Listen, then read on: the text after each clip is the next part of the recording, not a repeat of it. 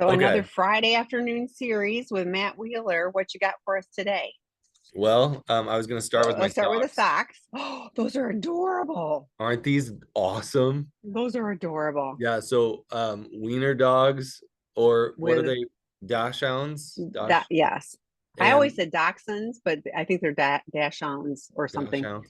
I have And a thick Midwest accent. they're in cute little Cute sweaters. sweaters. Yeah. Like I seriously, when I saw these, I was like, I love these socks. So They're anyway, good socks. those are Yes. my socks for today. This is for the shoeless therapist, Yes. Or as you would say, the sock full the therapist. sock full Yeah. therapist.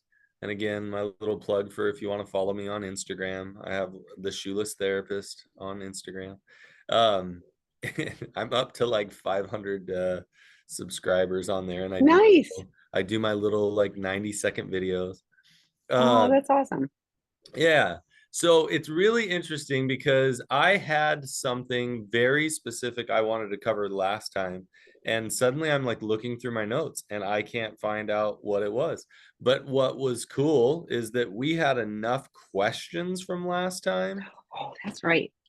Oh my that gosh, I'm so yeah, because I was thinking that yeah, so I have to go find those. no, you're good because I have them.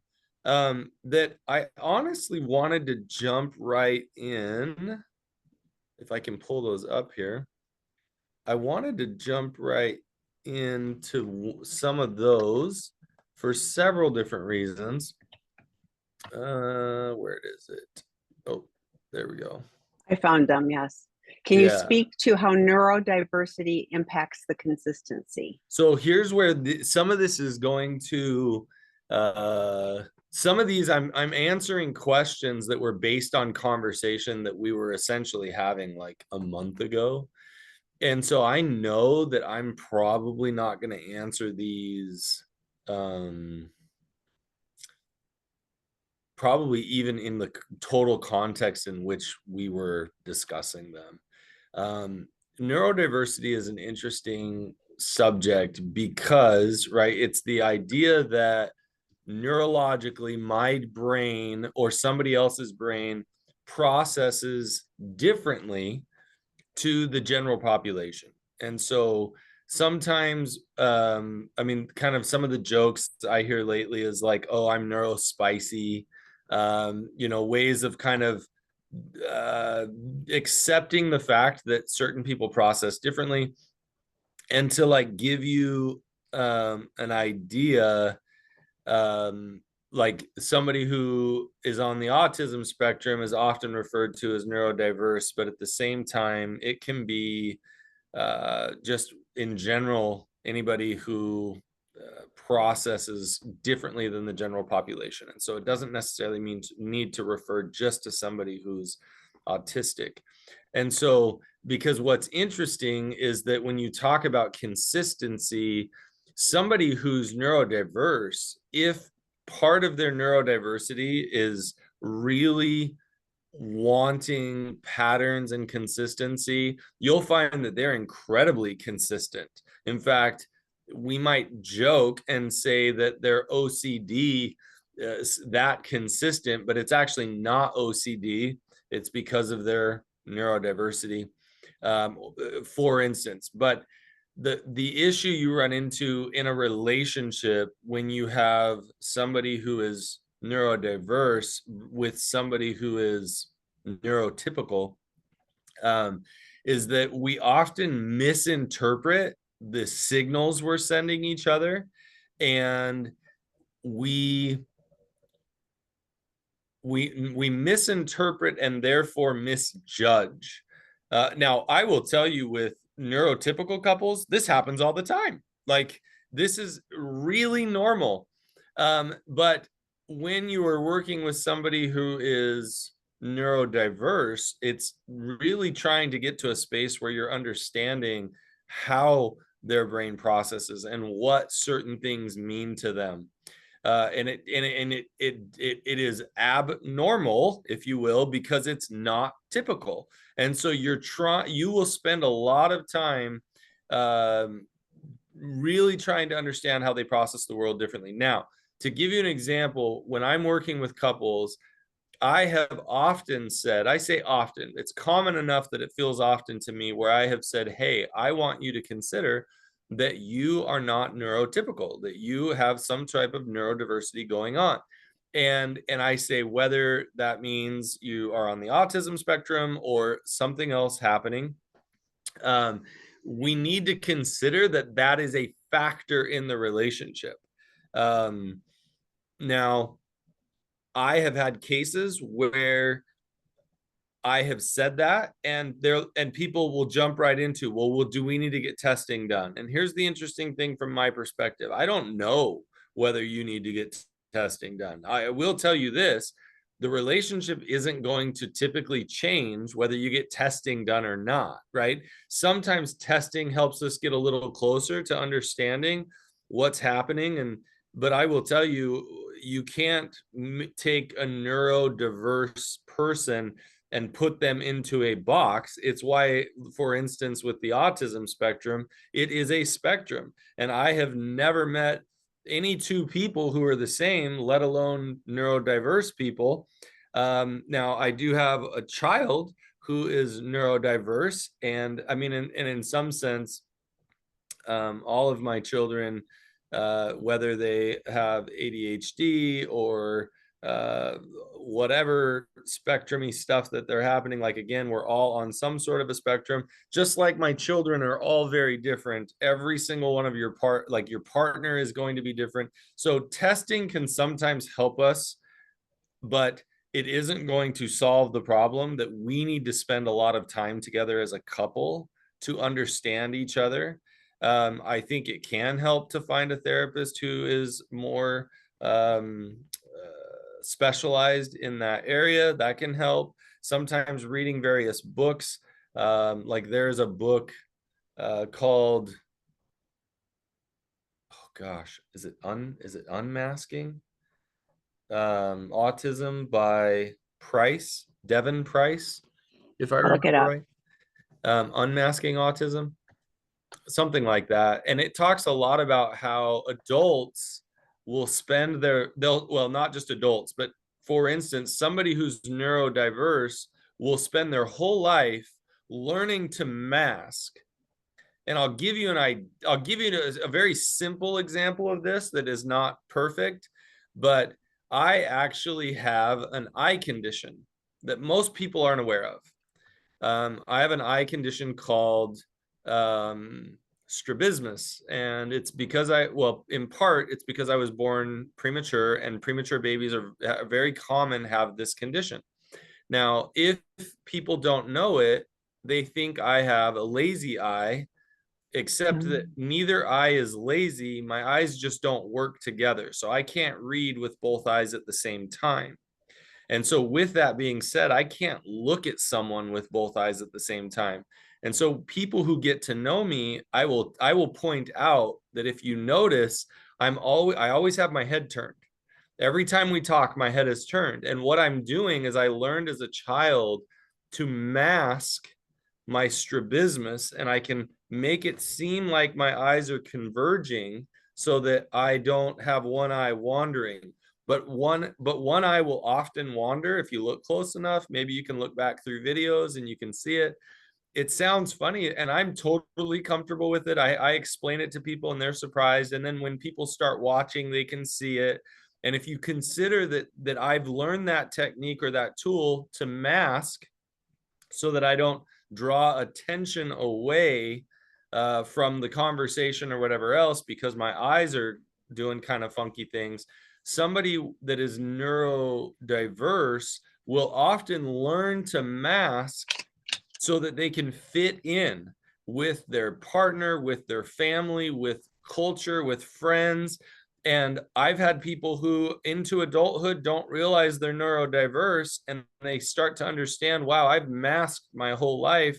It can be quite freeing for a partner to discover, oh my goodness, I'm likely on the autism spectrum and I've been masking my whole life. Because they gain this sense of, wow, no wonder why I felt a little different, or didn't fit in, or didn't understand why people didn't understand me. And so I might as well talk. I mean, we might as well label this neurodiversity and couples therapy, but ultimately, it's the neurodiversity aspect is fascinating to work with couples. But if I go back to, again, the question was about consistency. It can affect consistency, but it's hard for me without working with that couple to really be able to dive in specifically on how the consistency can be impacted. I don't know that I immediately think that if somebody is neurodiverse, they have a lack of consistency. But in fact, I think sometimes they can have incredible consistency because that's one way that they have found comfort is and can fit in and work well, because if things are consistent, they can be more comfortable. So I don't know if that answers the question, because like I said, Yeah, it's great information. And, and we've had a number of clients come to Seeking Integrity. Our staff has actually been trained. I put Candace Christiansen's information. She is an expert on these issues. That's like her clientele are all, not neurodiverse. And so, and she is, so I'm not telling tales, but is she out of Salt Lake? yes. Yeah, I've heard that she has done some really good work, and She so has. And it just to learn more, I put the link mhm. in. You can go Yeah, explore that. she is more of an expert than I am. I do not claim to be an expert in this area. I believe I can speak on it and we can have a good conversation, and I've learned lots of things, but I believe that she is quite the expert in that area. Yes, and she is, and she has helped our staff. But exactly what you were saying, there's a spectrum, and you can't go, well, this is a neurodivergent person, and therefore you do this. It is absolutely not. Just like everybody. I mean, we're all unique individuals, and there are some things that are typically, going to be helpful and things like that. But there's also, you have to pay attention. I do think it is really helpful for the person and the person in the relationship to have, oh, it isn't that this person is just being rigid, for example, like, like, why can't they like be a little flexible? No, this is what they need to do in order to, to manage things. So having that understanding, then it's like, okay, how can we close the gap? We want to have a good relationship. So how can I help, make sure things are, helpful? I've got a friend who found out his spouse is neurodivergent, and all kinds of things made sense. But one of the things is spouse wants to get to the airport at least 2 hours in advance. This person thinks that's ridiculous, and like, I know how to get, Yeah, yeah. and so, but I was like, okay, like, happy spouse, like, maybe you just go to the Right. airport early, so, like, at some point you just go, how important is it to get there 45 minutes before the flight versus have a happy spouse getting on the flight? And so, yeah, I mean, it's just those little things. You go, like, what is the goal? And having some tools to use to be able to do things differently, can help. And it was Unmasking Autism by Devin Price. You were correct. Okay. My partner feels unsafe since I do not hate the affair partner because the affair partner was a participant in the destruction of our marriage. What is a viable way forward? So this to me feels like the addict Yeah. asking about this. Yeah. Yep. Yep. So this one's an interesting one. I have often found, um, gosh, I will phrase it this way, and I'm totally okay if people are upset by it, and let's talk about it. But I've often found that there is a displacement of anger, or rather, an unusually large displacement of anger onto the affair partner that likely belongs on their partner who chose that affair, if that makes any sense. And so I think a lot of times the partner or your partner is saying, I want you to hate them as much as I do, rather than, can we talk about how much you hate that the affair happened? Can we talk about how much that you hate that I chose this as my coping mechanism? And that I hurt you so badly? Like, we can talk about your hate for the affair partner, but it's really about what I did, what that meant to you, how that hurt you. And so I'm going to direct it to the behavior and the impact of that behavior, instead of taking the easy way out to try and say, yeah, oh yeah, I hate them too, or let me figure out how I can hate them. It's like, no, let's talk about how badly you hate the pain that I caused you, and that your lack of understanding of why I did this, or your belief system that if somebody loved you, they would never do something like that. Let's lean into that area rather than creating this hate for another human that at minimum participated in a very unhealthy thing. So, Yeah, Tammy, what's and coming some up? of them, yeah, no, because some of them absolutely, like, if they're on Ashley Madison, then they're, like that's a choice. But I can't tell you how many affair partners I've talked to that, like I remember talking to one of them, and this person was like, I asked all the questions. And Right, and he brought a fake divorce, like he brought documentation that appeared like right. he was filing for divorce or had filed, I can't remember now. So she was totally lied to. She said, I did everything I could to make sure that I wasn't doing anything. Yep. And I was like, the affair partner and the spouse actually have a whole lot more in common. At that point, I know this is probably but the reality is you both have been betrayed and hurt by this. And the addict Yep. was the one person that knew, what was happening to both But of you. I've worked in situations where the affair partner was a close friend or even a family Yes, member. yes, I hate and that. and so we're not suggesting that the affair partner didn't know, because there is a certain level of betrayal there where that is huge and that has to be processed through, because it is somebody who knew, and maybe somebody who had our inner trust. I mean, boy, that's a whole nother layer of betrayal. However, I still don't think everyone needs to take the time that they need to take in order to heal. So if I need to hate the affair partner for years and years and years in order to find healing, fine, then that will be part of my process. But at some point, I have to spend the energy in the area of the hurt, which is ultimately that my partner did this to me. And maybe my partner and somebody else who I loved and cared about joined together to do this. And it affected me terribly. So yeah, but a lot of times the affair partner doesn't know. And it can go either way. But to your point, like when it's somebody that does know and is a close person, was a friend, family member, like that is a double betrayal, maybe even exponential betrayal.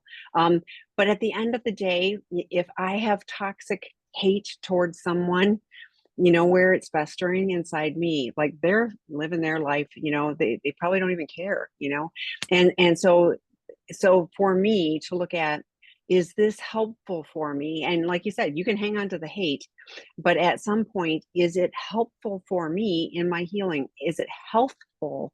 Am I like, or is it hurting my regulation and my medical conditions and all of those things if I hang on to the hate? So the sooner we can process into healing for ourselves, regardless of all of this other stuff, I mean, to me, that feels like that's a gift to be able to move forward.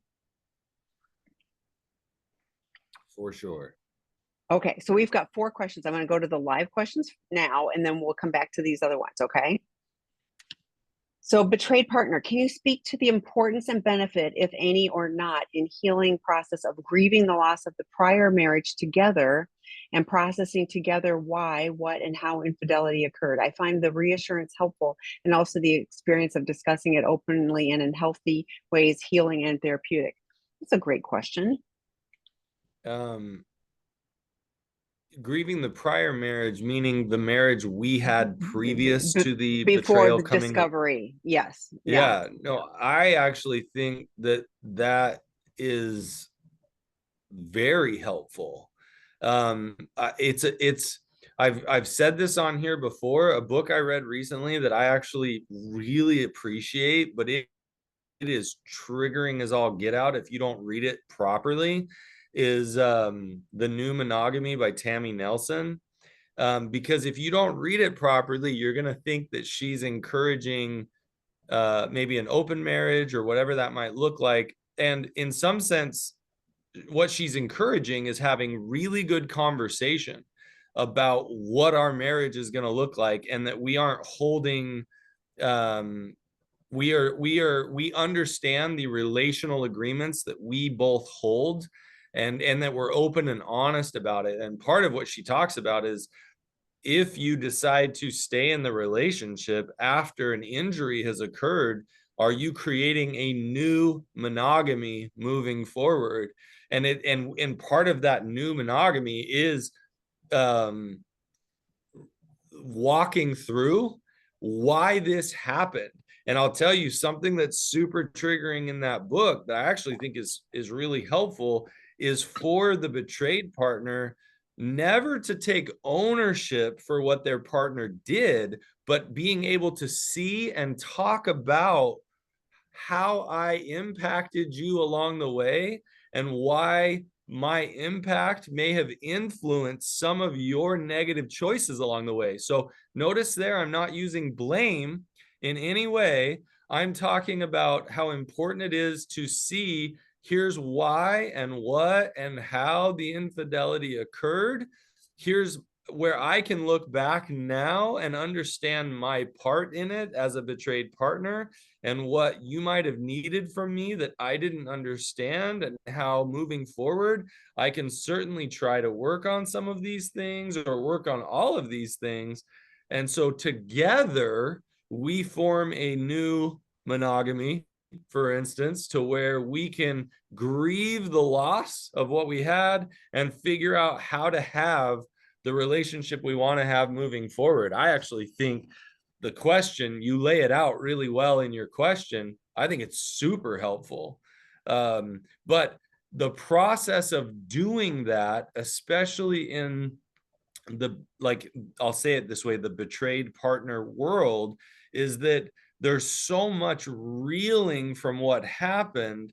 The betrayed partner has to come to a space where they're healing through that, and they're not managing or controlling the other person's behavior, and you're back into an equal relationship where we can now start to talk about that whole history. And you're not going to be able to, unless you have an equal relationship, you're not going to be able to work through the why, the what, and the how of the infidelity if at any point it's feeling like an imbalanced relationship where one person has more power over the other. That is a very tricky but wonderful place for couples to go. I was thinking, like the betrayed partner being in a stable and safe place, but also the addict being able to hold the emotional space, Oh, because like this is going to be triggering. I was also thinking that beyond like what the partner may or may not have done, but also situational, like often when there's birth of a child or a young family and there just isn't bandwidth, and so then, and I'm not making excuses, but addict goes, oh, that my partner is too busy and I'm feeling alone, so I'm going to go find it over here, or I had another call recently where the betrayed partner is parent was end stages, and so there was a lot of time and energy spent, understandably, but betraying partner chose poorly, so to me it could even be not that it was something I did or didn't do, other than like I needed to show up in other areas and I just I didn't have the bandwidth to do it. So it can even be in this situation, this is what was happening, and I made a poor choice. Okay, next one. What should I do when I'm triggered? It makes me disconnect from my husband for days, and it takes me a while to feel safe again. Oh, wow, that's a long time. that is a long time. So here's what's hard. If you're having triggers that are causing you to disconnect for days, you might want to do some type of therapy that really focuses on those triggers. Like, for instance, EMDR therapy can be really good at bringing down those physiological symptoms. um, I don't know how long you and many videos of mine you've watched. I always struggle with the word safe because although it's a very important word that describes a feeling, it's also a very vague word. And like, we all have a need for safety, but when usually you get triggered, what feels unsafe is a varying experience. So let's say, whoa, you said something and it reminded me of the dishonesty you used to have. And so now I'm sitting with this feeling of, oh shoot, what if you're being dishonest right now? Well, hold on. Like, I appreciate that trigger has come up, but if there isn't any dishonesty, and I'm not saying that there couldn't be, but if there isn't any known dishonesty, this is a trigger you need to be working through to bring yourself back to a place where you can connect. And so obviously basic things like self-care, reaching out to a friend, processing through the emotion, processing through the thoughts, getting some exercise, getting a good night's sleep, making sure that you're eating healthy, right? All of those things can help restore somebody to safety more quickly, if that makes sense. But if it's days, we're likely dealing with potentially a trauma response. Some therapy like EMDR can be really good at bringing down those trauma responses. Now, let's say you do good self-care, you still feel a little unsafe, or even a lot unsafe. You have to figure out as an individual, do I take a risk and lean in here? Right?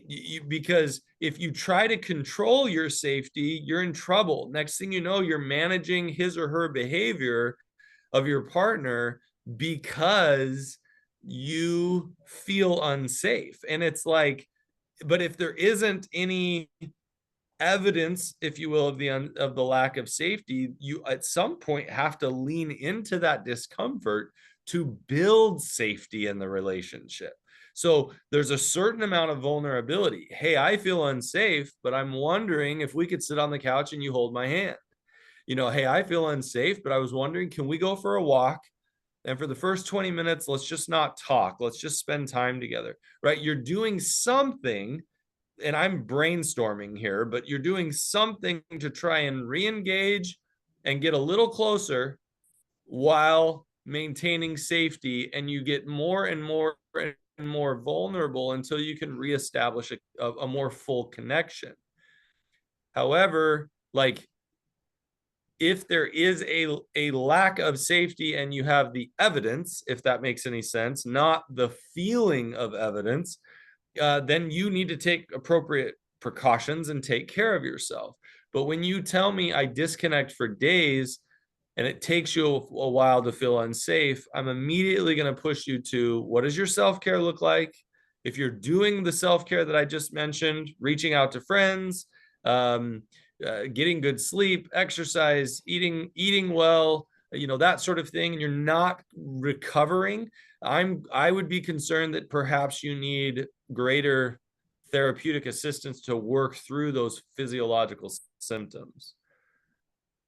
So, and I was thinking, like, I wonder when you, like, now, like, you're not triggered in this moment, like, could you journal about, like, when that happens, this is how I feel, and this is what I could be open to. You spend a And lot I'm of going to time use talking to could. therapists, don't you? Yeah, I You've do. done a lot of therapy work yourself, haven't I you? have done a lot, but No, yeah, well, I'm looking for options. I don't like feeling trapped by stuff. well, what Tammy speaks of is actually brilliant, because the best time to work on being prepared is when the thing isn't happening, right? Correct. And so if I'm not feeling unsafe right now, I might go to my partner and say, hey, I want to practice some of my tools and techniques for when I do feel unsafe. Can I teach you some things that might help? Can we practice this together? In addition to, you know what, let me journal as though I am unsafe. And let me practice that. Let me call a friend right now and say, hey, I'm practicing as if I was feeling a trigger. Can we talk on the phone? Because if you don't get used to doing it when you're not triggered, the likelihood of doing it when you're triggered is low. So Well, and I was also thinking, like, I find it really helpful, if I go, Matt, I am terrified to have this conversation with you, and like, if I just own that, like, I'm really triggered right now, and I don't want to talk about it, and I'm going to, and like, it takes the energy away, and it helps me reconnect. It just helps. And so I wonder if you can also consider, when this happens, partner, I'm going to own that I am really triggered and I want to go lock myself away and not see you and talk to you for 3 days. But I'm looking to do something different. And it, like, you won't do this perfectly. So please don't have those expectations on yourself or your partner that all of a sudden now you're going to magically know how to do all this yeah. stuff. It's going to take practice. And if you go, okay, that helped a little bit, and what am I willing to do, next little baby step forward, that's how things change, because nothing changes if nothing changes. And I know for sure, if I go lock myself in the bedroom for 3 days, like, I'm really bad company. I'm just I Yeah, am. for Yeah. sure. Yeah. Okay, so the next one, my partner thinks just because it was said in the formal therapeutic disclosure, it doesn't need to be discussed and processed again. My formal therapeutic disclosure was over 2 days, and because I didn't get a copy of it and don't recall the details, the visiting is reassuring for me and gives me the information if we could work through things relationally that are progressing forward. So I believe the question here is, even though it's not explicit, I believe the question is, do we need to revisit the things that were disclosed in the formal therapeutic disclosure? And the answer to that would be is it wouldn't be abnormal to need to revisit those. Some people might not need to revisit it. Some people might need to. I don't think there's anything wrong with needing to revisit it. I think we need to probably figure out what revisiting it looks like. So your partner might be telling you, if it was said in the form of if it was said in the disclosure, it doesn't need to be discussed. And what they might be trying to say is, I lack the skills right now to revisit it. And so if you were to say to them, look, if you are unable at this moment to revisit, I understand. But at some point, I need to revisit this. And so if you want to do it with a therapist, if you want to do it with me alone, right, whatever it is, at some point, I need to revisit this. Now, if it's me, I'm going to be talking to my therapist and saying, help me work through what I processed in the formal therapeutic disclosure. Let me try and figure out as much as I can process with my individual therapist, or with a friend and whatever else. And then I'm going to bring to my partner, hey, I'm stuck on a couple of things. I still need some help working through this. The issue is that your partner most likely feels like you're bringing it up to hit them over the head, hit them over the head with it. And that most likely is not the issue. You're stuck in a loop in your head, and maybe there's certain information that you got that you don't understand, and so you're just trying to make sense of it, or you're piecing the puzzle together. And that is totally normal for somebody to do and to need to do after a disclosure. The issue is almost like, what are our rules around it as a couple? And too often, the person who doesn't want to talk about it will like create the rule. Okay, we never talk about it again. And I just don't find that in typical healing with a couple, maybe we do the formal therapeutic disclosure and there's a period of time where we don't talk about it because there's other things in therapy that need to be addressed. But as a couple, and with your couples therapist or even with your individual therapist, that needs to be talked about, because to feel like there's something hanging out there and we're never able to talk about it doesn't feel right either. Yeah, and to me, this is talk to because you're professional. So typically, and I'm sorry, because 2 days of that is brutal. Like those are, like, I cringe, but going, your therapist should have been present, taking notes, also have had a copy, for access, of that. There's reasons, just like, Matt was saying, otherwise it loops, and partners will spend a zillion hours rereading and what does this mean and every little word. So there's reasons why you don't get a copy of the document. So trust the professionals. There's a reason. But absolutely, your professional, like, these are, have the conversation with your professional, and then what needs to be processed. The four of you get back together again, and have a follow-up, or conjoint couples therapy, or working with your couples therapist, with but in conversation with your individual therapist. There's so many ways to approach this, and you two trying to figure this out on your own is probably the least effective means of doing that, because addict is going to go, we've been there, done that, you don't, whatever, and you're going, but wait, I don't remember Yeah, what it said. I think on something as hot as that, a topic as hot as that, it would probably need to be, we need to revisit this, and we need help from a competent With couples professionals, therapist yes. that can guide us through this. Yes, or your individual therapist that supported you in the formal therapeutic Right. disclosure. I mean, like, they were there. They, they can help, as well. So, So okay, this next question came in while we were talking about okay. the anger of Oh, yeah. towards the What if affair the partner. betrayer blames it on the affair partner and says he was stuck because of her blackmailing him? Well, I wonder like, how he got in a position of being blackmailed in the first place. So that's just me Well, being curious. that's you being curious with a little poke. Yes. Um, so if we slow this down, first off,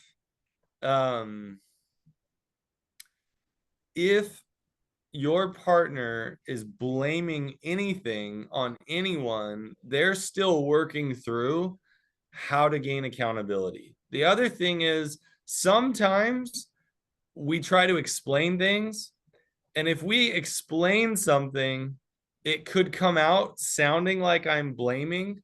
So that's going to be a conversation in and of itself. Like, hey, when you're explaining to me why you felt trapped, are you excusing any of your behavior? Right? That's me slowing down the conversation enough so that instead of me jumping on, well, you're blaming, here you go again, you're blaming. It's like, no, I'm not going to jump in pointing the blame finger. I'm going to slowly slide in there and say, hey, when I hear you talking about feeling that you were being blackmailed, it sounds like you're not taking ownership. Am I hearing that right, or am I misunderstanding? And I'm going to slow that conversation down to just try and understand if blame is actually occurring. Again, I can have the judgment all day long that my partner is blaming, but I want to find out if they can own, you know what, I am blaming. Like, great. If they can say that, and if it's like, well, okay, you tell me you're not blaming, but when you bring this up, it sounds like you're excusing your behavior as if you had no choice. And if they're like, well, I had no choice, then it might be, okay, well, then that's where we need to go in our conversation.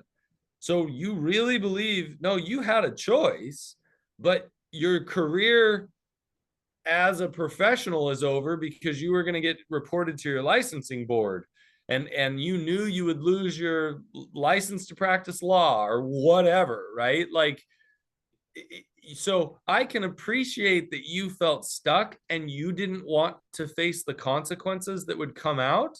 But then tell me that, right? Don't say it's because I was being blackmailed. You're right. I got myself into a position. I put myself into a position of being blackmailed. And then I made a lot of poor choices in panic while I was being blackmailed. And I was too afraid of losing my career, because that was the only reason I felt like you wanted to stay married to me in the first place, which obviously was my poor narrative, right? Like, you start getting into all the faulty thinking. And I actually think if a partner blames it on being blackmailed, It's like, oh, awesome. We've got a lot of really good conversation to have. Because help me understand if you really are blaming, or if you're just trying to explain, and if so, why does it come out like this every time? Anyway, just Yeah. thoughts. No, yeah, you're much kinder than me, because yeah, I mean, like, yeah, no, I mean, yes, and so in that scenario, you put your career ahead of, of your Well, relationship, and that can be a conversation, right? So in Mhm. that moment, you felt like your career was more important than our relationship. And then I'm going to ask, why is that? And a lot of times it's going to come down to, because I was already failing in our relationship. If I fail in my career, then I'm really just a failure everywhere, because what the one thing I could do was provide. Then you're getting into the psyche of the individual who allowed themselves to get stuck into that point. And even if it's not healthy, it gives you a much better understanding of why we got stuck there. So That is helpful. it's super Oh, helpful. And it's really not even about me trying to be kind. It's about me trying to get to that space of understanding, why did this happen? so the next question is an interesting one. I'm also autistic and ADHD, so don't know if that impacts the time I'm triggered for. So this is going back to the days of being triggered. Yeah, So it totally can. And um let's say like one of the traits of ADHD is that I ruminate on my thoughts, right? And my brain gets going and I just sit and ruminate. Then that totally could be a cause of why you're impacted. So I experience ADHD to some level. I don't know my severity versus anybody else's. I also know that I have a history of anxiety, which I think the ADHD actually makes worse. And I know that if I'm in a rough spot with something, and I can give like kind of a benign example that was kind of simple, but like I had an issue with my HOA, and I had a neighbor who was upset about something, and I ended up getting like $600 in fines through my hmm, HOA as I was trying to resolve it. Well, I would wake up in the middle of the night at like 3 in the morning, and I wake up and my brain's like, hey, we should think about the injustice of the HOA thing. And my brain would just be like, and I know that some of those are symptoms and traits of ADHD. So um, I would have to turn on guided meditation and try to forcefully change my thoughts. I the next day I'd call a friend, man, I'm still angry about this, which I'll tell you, the HOA board, I had to meet with them. They ruled in my favor and all of it got dropped. And I was like, everyone told me that it was these are the horror stories. And I was like, yeah, but it turned out so good and I'm so grateful. But like, even if there was nothing I could do about it because I was waiting to meet with the HOA, my brain would just sit and spin. And so could autism and ADHD be affecting all that? Yes. But here's the kicker, and you're not going to like it. All of that can be affecting it. You still have a choice on you trying to work through it, right? And sometimes with ADHD, I know for me, there's occasionally I'll take a certain medication, which and it is amazing how all my thoughts go quiet. And I took the hmm. medication and I'm like, I have never felt this much peace in my life. Because I was like, all the voices went away. And so I know sometimes medication can be of assistance, but ultimately I have to learn a lot of the tools on how to calm that within myself. So whether somebody is autistic or ADHD or an addict, for whatever reason, we still have to take ownership that I'm going to try as many tools as possible to try and get myself in healthy places. And so yes, that could totally affect it. And if so, that sucks for you and for me because I've experienced some of those symptoms. But at the same time, we still have to figure out what tools work for us, what self care and what not work.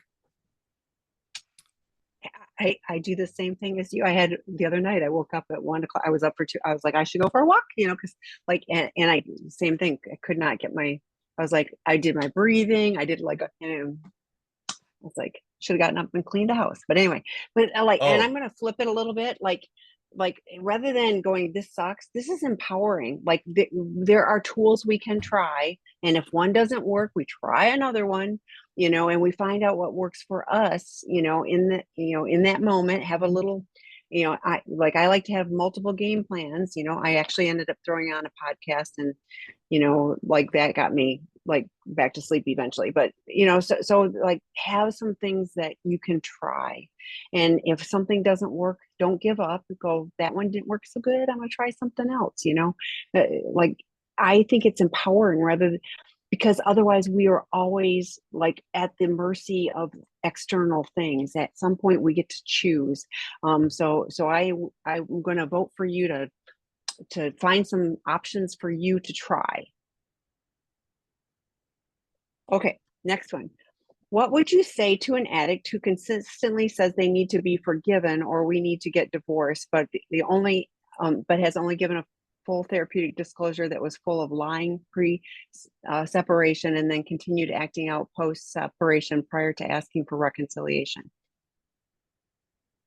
I think this isn't just like what I would say to an addict. Like the partnership itself, it's such a difficult dynamic because typically what you have is you have one partner who is essentially saying, will you still love me while I learn to forgive you?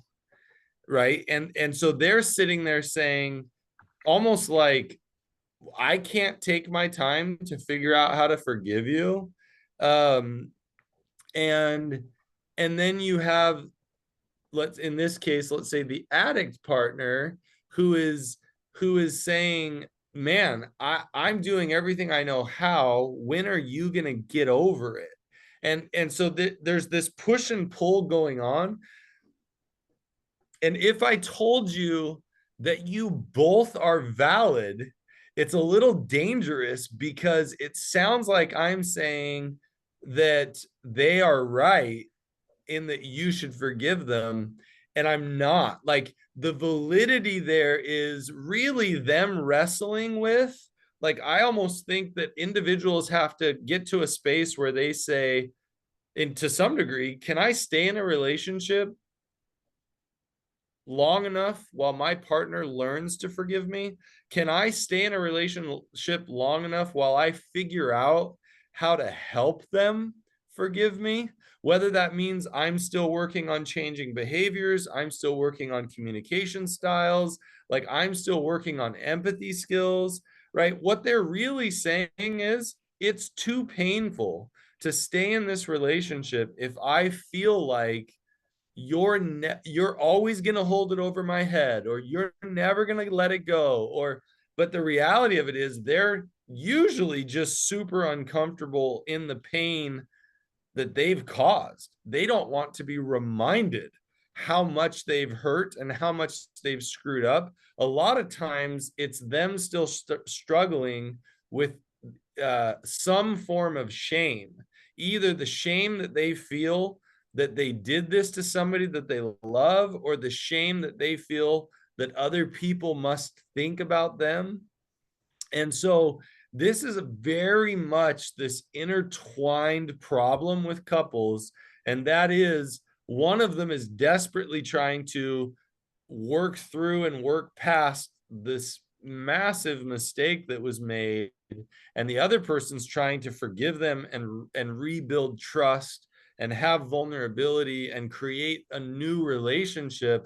I mean, they're both doing that, but it's like this ugly space, because in some sense neither one of you is wrong. Now, if my partner was telling me I need to be forgiven or we need to get divorced, part of me is like, well, duh. Like it's like saying, I need to get rid of this cancer or I need to die, right? Like the reality of it is that either cancer takes over and kills you, or we eradicate the cancer, right? Like the question is, how long as a partner can I sit in this space while we fight the fight?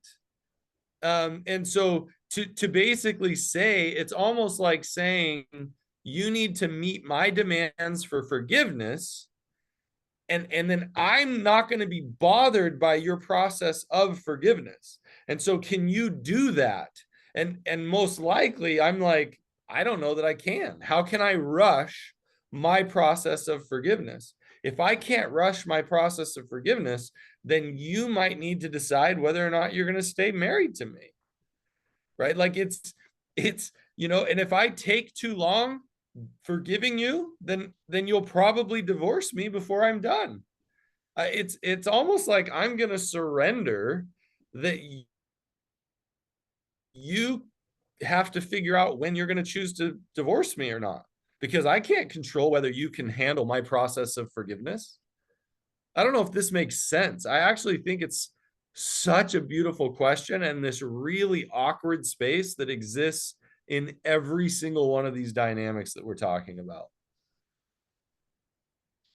And I feel like there's a misperception about what forgiveness is. Forgiveness is something I do for myself. It's not about the other person. It's like, I am doing this because I don't want to Right. hold on to the pain that you've if Matt did something, and I choose to forgive him, it's because I don't want to be angry at Matt and holding those toxic things. It's not that he deserves or not doesn't deserve, forgiveness. I just was listening to something on grace and mercy the other day, and it was really interesting about the difference between the two. But for this, here's what I'm reading. I'm reading, he hasn't done any work. I don't hear his plan of action. He lied in the formal therapeutic disclosure. He's been lying and then it's all of a sudden, I want to reconcile, but you need to forgive me. Otherwise, like, we can't go on. Right. Like, wow. Yeah. Yeah. So to me, this is, healthy boundaries for you, partner, would be, I'm going to wait and see what your actions are. I'm going to be working on the forgiveness only because I need to do that for my own health and sanity. And for sure. whether I do that for you or not is, like, that's up to me. And if that isn't good enough, so be it. I wrote a little blog on should I stay or should I go, because we had 4 webinars that kind of went through this process, and the first one was with Kristen Snowden, and she wrote 10 or had 10 questions to journal about, and I think that's a really good indicator for both of you to do, of like, how into this relationship are we, do we like each other, all of those things, and then it kind of progressed. We had somebody that talked about mediation, and then we had someone that shared from a legal standpoint, and that's just kind of helpful information to consider. But I was also thinking, if I make you forgive me, like, if I demand that in order to stay together, you need to forgive me, like, that's not even meaningful forgiveness. There's no real Right. heart to that. It's just like, okay, I forgive you. It isn't, there's no Well, substance to that.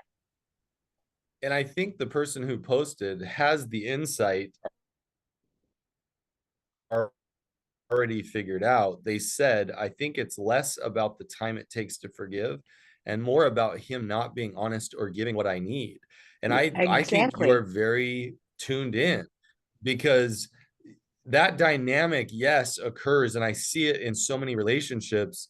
But I do think there is a certain truth there. How do I learn to forgive if I don't understand the injury? And understanding the injury is going to look different ways for different people.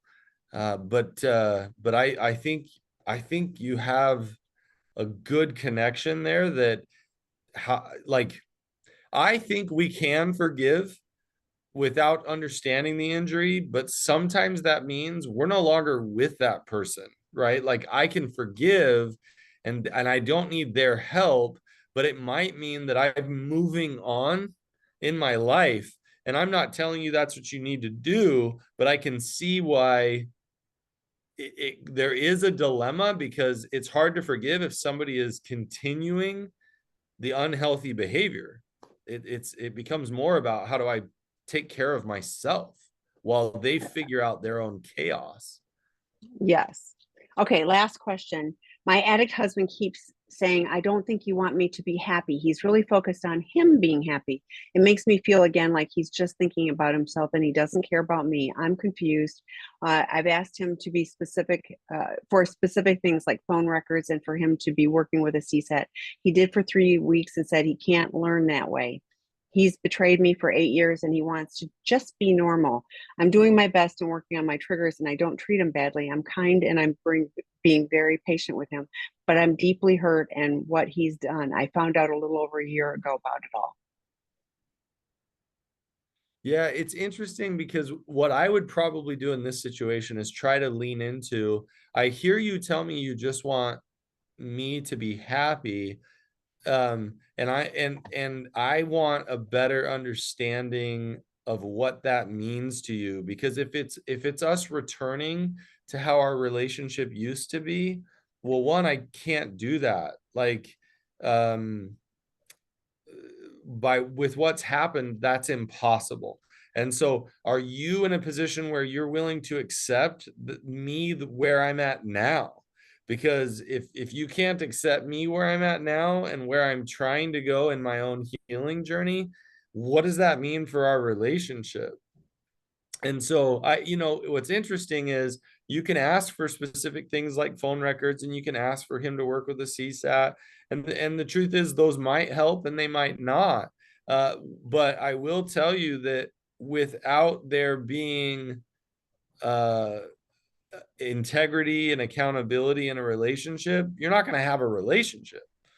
And so regardless of what type of healing ends up occurring, whether it's with a therapist or not, the two of you have to progress to find a new place in that relationship that you can come to terms on. And if he's like, no, I just want to pretend like that didn't happen, well, then I have to decide as a partner, how long do I stay in a relationship where he wants to play pretend? Like, some people will stay in that relationship their whole lives. Other people will do it for a couple of years and be out. Other people are like, I'm out. Like, I can't judge you or anybody else for what the decision is, but that to me, and I realize that you wrote the question, if you will, but to me it feels like he's just yeah, it was a he's just staying in that space of, can we just move on? And it's like, yeah, I'd love to. Can you help me understand what you're doing to help you and me move on? And if it's nothing, well, then I've got to decide how long I can deal with that. Yeah, we can't just stick things in a closet and pretend it didn't happen. Like we're just shoving things away.